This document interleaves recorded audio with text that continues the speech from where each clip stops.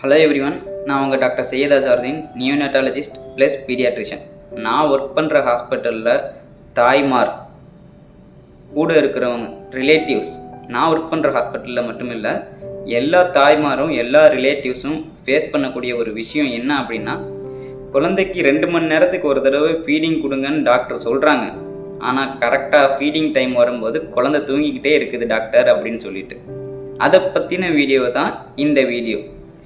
குழந்தை பிறக்கும்போது ஒரு வெயிட்டில் இருக்கிறாங்க அப்படின்னா ஒரு 7லேருந்து 10 நாளைக்கு அவங்களுடைய வெயிட் கம்மியாயிட்டு மறுபடியும் அவங்களுடைய பிறந்த வெயிட்டுக்கு வந்துடுவாங்க.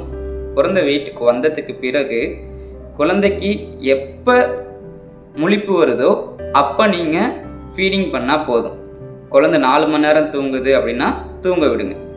ஒரு ஸ்ட்ரெச்சான தூக்கம் இருக்குது அப்படின்னா தான் அவங்களுடைய பிரெயின் க்ரோத் நல்லா இருக்கும். தூங்கிக்கிட்டு இருக்கும்போது அவங்கள டிஸ்டர்ப் பண்ணி ஃபீடிங் பண்ணணும்னு அவசியம் இல்லை. குழந்தைக்கு நீங்கள் கொடுக்குற ஃபீடில் ஒரு நாளைக்கு குறைஞ்சது 6லேருந்து 8 வாட்டி யூரின் போகிறாங்க. நீங்கள் ரெகுலராக ஹாஸ்பிட்டலில் போயிட்டு இல்லைன்னா உங்களுடைய டாக்டரை பார்த்துட்டு செக் பண்ணும்போது முன்னாடி இருந்த வெயிட்டை விட இப்போ வெயிட் கெயின் இருக்குது அப்படின்னா குழந்தைக்கு நீங்கள் ரொட்டீனாக ஃபாலோ பண்ணுற மாதிரி 2 மணி நேரத்துக்கு ஒரு தடவை அலாரம் வச்ச மாதிரி அவங்கள எழுப்பி விட்டு ஃபீடிங் பண்ணணும்னு அவசியம் இல்லை.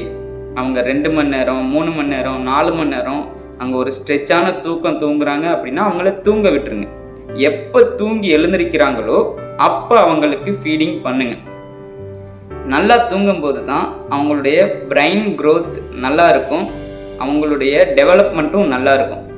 ஸோ இந்த மாதிரி விஷயங்களை தெரிஞ்சுக்கிறதுக்கு என்னுடைய வீடியோவை தொடர்ந்து பாருங்கள், சேனலை சப்ஸ்கிரைப் பண்ணுங்கள். தேங்க்யூ.